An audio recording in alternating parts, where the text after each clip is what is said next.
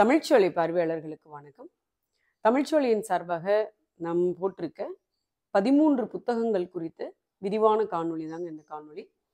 பிஜிடிஆர்பிக்கு படிக்கக்கூடிய நண்பர்களாக இருந்தாலும் சரி, அல்லது செட்நெட் தேர்வுக்கு படிக்கக்கூடிய நண்பர்களாக இருந்தாலும் சரி, அனைத்து தேர்வுகளுக்குமே, தமிழ் சார்ந்த அனைத்து தேர்வுகளுக்குமே இந்த நூல்கள் மிக உறுதுணையா இருக்குங்க. எல்லாரும் கேட்குறீங்க, இந்த நூல் என்ன இருக்கும்? வினாவிடை வடிவில் இருக்குமா, அல்லது பேராகிராஃப் வடிவில் இருக்குமா, எப்படி இருக்கும், அதை பற்றி சொல்லுங்க அப்படின்ட்டு. அதனால தான் இந்த விரிவான காணொலிங்க.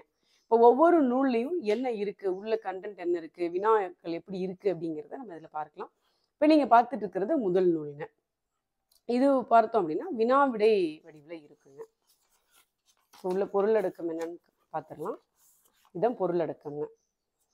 இதில் பாருங்க, நன்னூலாக பொருள் விளக்கம், புறப்பொருள் என்பாமலை, யாப்பரங்களுக்கு அருகே, தண்டியலங்காரம், தொல்காப்பியம், எட்டுத்தொகை, பத்துப்பாட்டு, அந்த மாதிரி ஆரம்பித்து கடைசியில் இக்கால இலக்கியம் வரைக்கும் இருக்குங்க. புதினம், சிறுகதை இலக்கியம், நாடகம், கவிதை இலக்கியம் அப்படின்னு சொல்லிட்டு பின்னாடி நிறைய அட்டவணை கொடுத்துருக்கோங்க.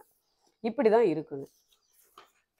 பாருங்களேன், இது வந்து நன்னூல், அதில் இருக்கக்கூடிய ஒன் வேர்டு, ஒரு வினா விடை, இந்த மாதிரி இருக்குங்க. முழுக்க கொடுத்துருக்கோம். இலக்கணம் முழுமையாக இதில் இருக்கும். இப்போ எல்லாம் கேட்குறீங்களா, யூனிட் வைஸாக போட்டிருக்கீங்களான்னு? யூனிட் வைஸாக கிடையாதுங்க. இப்போ இந்த நூல் எடுத்துக்கிட்டோம்னா இதில் எல்லாமே கலந்து தான் இருக்கும். இப்போ இலக்கணம் இருக்குது, எல்லாமே இலக்கணமே பார்த்தோம்னா கிட்டத்தட்ட இந்த தொல்காப்பியமும் இருக்குங்க. தொல்காப்பியமும் நம்ம கொடுத்துருக்கோம். இப்போ இலக்கணமே பார்த்தோம்னா 105 பக்கங்கள் வருதுங்க. இந்த 105 பக்கங்களும் இலக்கண வினாவிடை தான் இருக்குங்க. எல்லாமே 5 இலக்கணமும் இதில் இருக்குங்க. அடுத்து பார்த்தோம்னா எட்டுத்தொகை, பத்துப்பாட்டு, அடுத்து நீதி நூல்கள், பன்னிரு திருமுறைகள், 4000 திவ்ய பிரபந்தம், இந்த மாதிரி இது எல்லாமே இருக்குங்க. இதில் பாருங்கள், கிறிஸ்துவர் தமிழ் தொண்டு, இஸ்லாமியர் தமிழ் தொண்டு, ஒரு இலக்கிய வரலாறுல என்னென்ன டாபிக் இருக்குமோ அந்த மாதிரி எல்லாமே இதில் வினாவிடை வடிவில் நம்ம கொடுத்துருக்கோங்க. நாடகம் முதற்கொண்டு கவிதை இலக்கியம், நாவல், சிறுகதை எல்லாமே ஒரு மதிப்பெண் வினாவாக இருக்கும். நம்ம நல்லா எளிமையாக படிச்சுக்கலாங்க. ஒரு வினா, ஒரு விடை, வினா விடை, அந்த வடிவில் இது இருக்குங்க. பின்னாடி பார்த்தீங்க அப்படின்னா, நம்ம இப்போ செட்நெட் தேர்வுக்கெலாம் கேட்குறாங்க இல்லைங்களா, நிரல்படுத்துக, அந்த மாதிரி நம்ம பின்னிணைப்பில் கொடுத்துருக்கோம். நிறைய வினாக்கள் நிரல்படுத்துக கொடுத்துருக்கோம். அந்த மாதிரி அட்டவணை கொடுத்துருக்கோம். நம்ம எட்டுத்தொகை, பத்துப்பாட்டு, 18 எல்லாத்துக்குமே நம்ம அட்டவணையும் கொடுத்துருக்கோம். இப்படி கொடுத்துருக்கோம். இதில் மொத்தம் பார்த்தீங்கன்னா இந்த முதல் நூலில் 370 பக்கங்கள் இருக்குங்க. 370 பக்கம். அடுத்ததா இது இரண்டாவது நூலுங்க. இந்த நூலும் வினாவிடை வடிவில் தான் இருக்கும். தலைப்பு பாருங்க, தொல்காப்பியம், தமிழ்மொழி வரலாறு, இதழியல், இலக்கிய திறனாய்வு, இந்த 4 டாபிக் இதில் இருக்குங்க. உள்ளுக்குள்ள நீங்கள் பொருளடக்கம் பார்த்தீங்கன்னாலும் தெரியும். இந்த பொருளடக்கத்தை நம்ம முன்னாடி கொடுத்துருக்கோம். இதில் தொல்காப்பியம் எழுத்ததிகாரம், சொல்லதிகாரம், பொருளதிகாரம் உள்ள இருக்கக்கூடிய இயல் வைஸாவே நம்ம கொடுத்துருக்கோம். இப்போ நூன் மரபுனா அதுக்கு தனியாக வினாவிடை, மொழி மரபு, அந்த மாதிரி ஒவ்வொரு இயலுமே கொடுத்துருக்கோம். பிறப்பியல், புணரியல், ரொம்ப தெளிவாகவே நம்ம கொடுத்துருப்போம். இதில் பார்த்தோம் அப்படின்னா பாருங்கள், நுறுப்பாவும் கொடுத்துருக்கோம், விளக்கம் இருக்குது, இதெல்லாம் நம்ம கொடுத்துருக்கோங்க. கிட்டத்தட்ட தொல்காப்பியம் மட்டுமே எத்தனை பக்கங்கள் வருது அப்படின்னு பார்க்கலாம். பாருங்கள், மிக விரிவாக கொடுத்துருக்கோம். நம்ம தொல்காப்பியத்தை அப்படியே ஒன் வேர்ட்லேயே நம்ம கொடுத்துருக்கோம். மிக விரிவாக இருக்கும். பாருங்கள், 77 பக்கங்க, 77 பக்கம் இருக்குது. இது தொல்காப்பியம் மட்டும், அதுக்கான விடையை மட்டும். வினா பார்த்தீங்கன்னா 840 வினாக்கள் இருக்குது. இது ஒரு வரியிலே இருக்கிறது இருக்குது. நம்ம அது விரிவாக, இப்போ இதெல்லாம் பாருங்களேன், இப்போ கண்டோர் கூற்று நிகழும் இடங்கள் அப்படிங்கிற இந்த வினா 568 பார்த்தோம்னா இப்படி பாயிண்ட் போட்டு நம்ம கொடுத்துருக்கோம். அப்போ ஒரு வினா அப்படிங்கும் பொழுது பெரிய வினாக்களாகவும் இருக்கும். இதில் பாருங்கள், தலைவன் கூற்று நிகழும் இடங்கள் அப்படின்னு சொல்லும் பொழுது நம்ம அந்த 14 பாயிண்ட்டுமே இதில் கொடுத்துருக்கோம். இந்த மாதிரி இருக்கும். தொல்காப்பியம் முழுமையாக இருக்கும். அடுத்து பார்த்தீங்கன்னா மொழி வரலாறு இருக்குங்க. இதையும் காமிச்சிடறேன். இப்போ பாருங்கள், மொழி வரலாறு, தமிழ் மொழி வரலாறு டாக்டர் சு சக்திவேல் ஐயா புத்தகத்தில் இருந்தும், தேப்போமி அவர்களுடைய புத்தகத்தில் இருந்தும், டாக்டர் அகத்தியலிங்கம் ஐயா புத்தகத்தில் இருக்கக்கூடிய செய்திகளை நம்ம இதில் கொடுத்துருக்கோங்க. இந்த விரிவாக நம்ம கொடுத்துருக்கோம். இதெல்லாம் பாருங்கள், தமிழில் கலந்து வழங்கும் உருது மொழி சொற்கள் அப்படின்னா இந்த லிஸ்ட் எல்லாமே நம்ம கொடுத்துருக்கோங்க. மொழி வரலாறு, இப்போ நிறைய பேர் கேட்குறீங்க இல்லையா, மொழி வரலாறுக்கு அந்த யூனிட்டுக்கு தனியாக புக் இருக்கா அப்படின்ட்டு. அப்படி இல்லைங்க, இதோடு சேர்ந்து தான் இருக்கும். அப்புறம் இலக்கிய திறனாய்வுங்க, இலக்கிய திறனாய்வு கொடுத்துருக்கோம் நம்ம. இது இருக்கு. அது அடுத்தது பார்த்தீங்கன்னா பின்னாடி பின்னிணைப்பில் பார்த்தோம் அப்படின்னா இதழியலும் இருக்குது. அதில் இந்த இதழியலும் இருக்குது. பின்னிணைப்பில் பார்த்தோம் பாருங்கள். அதாவது இப்போ டிஎன்பிஎஸ்சி குரூப் 4க்கெலாம் படிக்கிறீங்க இல்லையா, அதுக்கு தகுந்த மாதிரியும் நிறைய நம்ம பின்னிணைப்பில் கொடுத்துருக்கோம். பலபொருள் ஒரு சொல், வேற்றுமொழி சொல் பாருங்கள், ஒரு சொல் பலபொருள், வழிமிகும் இடங்கள், வழிமிகா இடங்கள், தமிழ் இலக்கிய பாடல்கள் அப்படின்னு சொல்லிட்டு பாருங்கள் முக்கியமான கோட்லாம் கொடுத்துருக்கோம். மேற்கோள்லாம் பாடல் வரிகள் எல்லாம் இதில் நம்ம எடுத்து கொடுத்துருக்கோம். பின்னாடி பாருங்கள் பிறமொழி சொல், அதற்கான தமிழ் சொற்கள் அப்படின்னு அட்டவணையும் நம்ம நிறைய கொடுத்துருக்கோம். பின்னிணைப்புலையும் சில நம்ம இணைச்சிருக்கோம். முதல் புத்தகத்தில் இல்லாததெல்லாம் பின்னிணைப்பில் சிலதை நம்ம இணைச்சும் கொடுத்துருக்கோம். இதில் பார்த்தோன்னா 200 பக்கங்கள் இருக்குங்க. இரண்டாவது புத்தகத்தில் 200 பக்கங்கள் இருக்கு. அடுத்து புத்தகம் 3வது புத்தகம் பாருங்க. இது சங்க இலக்கியம் அகநானூறும் புறநானூறும் முழுமையாக இதில் நம்ம நிறைய செய்திகள் 2 நூலை பற்றி மட்டுமே இந்த புத்தகங்க. இந்த புத்தகம் பார்த்தீங்கன்னா மொத்தம் 310 பக்கங்கள் இருக்குங்க. இது எல்லாமே சங்க இலக்கியம் அகநானூறும் புறநானூறு அது மட்டுமே இந்த புத்தகத்தில் நம்ம கொடுத்துருக்கோம்னு வச்சுக்கோங்களேன். அவ்வளவு செய்திகள் கொடுத்துருக்கோம். எல்லாமே நீங்கள் பாருங்கள் வெறுமனே அதே அதாவது வினா கேட்டு விடை அந்த மாதிரி இல்லாமல் இப்போ பாருங்கள் இந்த மாதிரி பேராகிராஃப்லேயும் உள்ள இருக்கும்.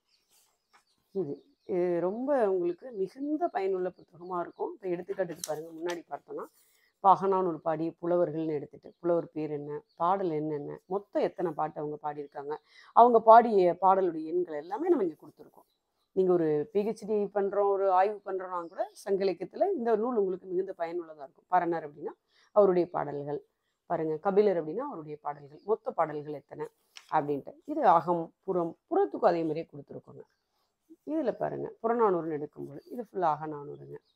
ஏன்னா உள்ள என்ன இருக்குது அப்படிங்க. இப்போ புறநானூற்று புலவர்கள் பாடி புலவர்கள் என்ன, அடுத்து பாருங்கள் புறநானூறு குறிப்புகள் என்ன திணை இடம்பெற்றுள்ளது, அதிக பாடல்கள் பாடியவர்கள் யார், சேர மன்னர்கள் யார், சோழ மன்னர்கள் அவங்கள யார் பாடியிருக்கா, எத்தனாவது பாடல், வள்ளல்கள் யார், பெண்பார் புலவர்கள் யார், அரச மகளிர், அரசர்களும் போர்களும், ஊர் பெயர்கள், இந்த மாதிரி இதில் நம்ம நிறைய கொடுத்துருக்கோங்க.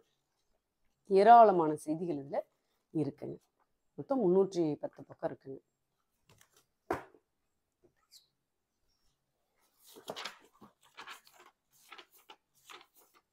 இது பார்த்தோம் அப்படின்னா அகநானூறு இதில் முன்னாடி இது இருக்கிறதுங்க.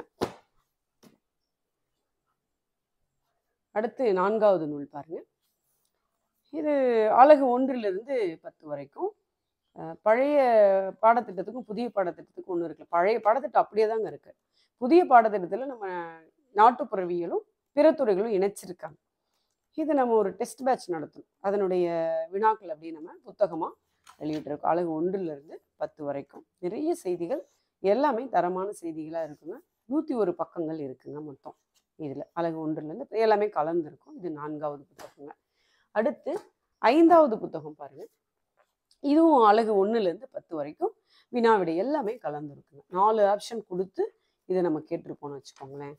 4 விடை இருக்கும். இதில் பார்த்தோன்னா பாருங்கள், இப்போ முதல் யூனிட்னா மொழி வரலாறு நிறையா இருக்கும். இதுலேயே இப்போ ஒரு மொழி வரலாறுங்கிறது ஒரு புத்தகத்தில் மட்டும் இல்லை, நம்ம எல்லாமே கலந்துருக்கோங்க. இந்த மாதிரி பாருங்கள் ஒவ்வொரு டாபிக் வைஸாக இருக்கும். இப்போ தமிழ் உரைநடை, பதிப்பு, புனைக்கதைகள், நாவல், இப்படி தலைப்பு வாரியாக நம்ம என்ன பண்ணியிருக்கோன்னா இதில் கொடுத்துருக்கோம். ரொம்ப உங்களுக்கு பயனுள்ளதாக இருக்குங்க. பாருங்கள் சொற்றொடர் அமைப்பு, சொற்பொருள் மாற்றம், நிறைய இதுலேயும் இலக்கிய வரலாறுலேருந்து சில நிறைய வினாக்கள் கொடுத்துருக்கோம். மூல நூல்கள்லேருந்து எல்லாமே மூல நூல்கள்லேருந்து எடுக்கப்பட்டது தாங்க. பாருங்கள் ஐம்பெருங்காப்பியங்கள், ஐஞ்சிருங்காப்பியங்கள், இந்த மாதிரி இதில் அனைத்துமே அடங்கியிருக்கும் 1லேருந்து. இதில் 314 பக்கங்கள் இருக்குங்க. இது 5வது புத்தகம். அடுத்து 6வது புத்தகம் பார்த்தீங்கன்னா அகநானூறு வாழ்வியல் களஞ்சியம்னு சொல்லிட்டு முழுக்க அகநானூறு சார்ந்து இது பேராகிராஃப் டைப்பில் இருக்குங்க.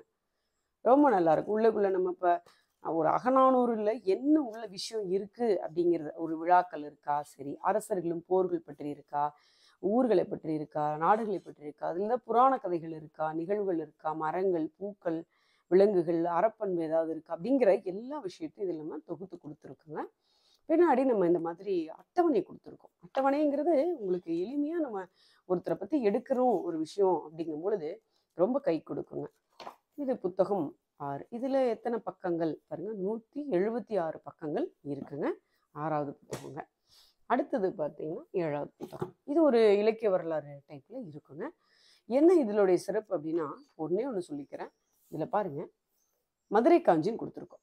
இருக்கிறதுலே மிக நீண்ட அடிகளை உடையது மதுரை காஞ்சி. இதுல அந்த பாடல்ல இருக்கக்கூடிய செய்தியை இந்த மாதிரி நம்ம ஒவ்வொரு தலைப்பா போட்டு பேராகிராஃப் டைப்ல கொடுத்துருக்கோம் பாருங்க. மிகுந்த பயனுள்ளதா இருக்கும் உங்களுக்கு. இவ்வளோ விஷயம் நீங்கள் இதை படிச்சீங்க அப்படின்னா அவ்வளோ விஷயம் தெரிஞ்சுக்கலாம்.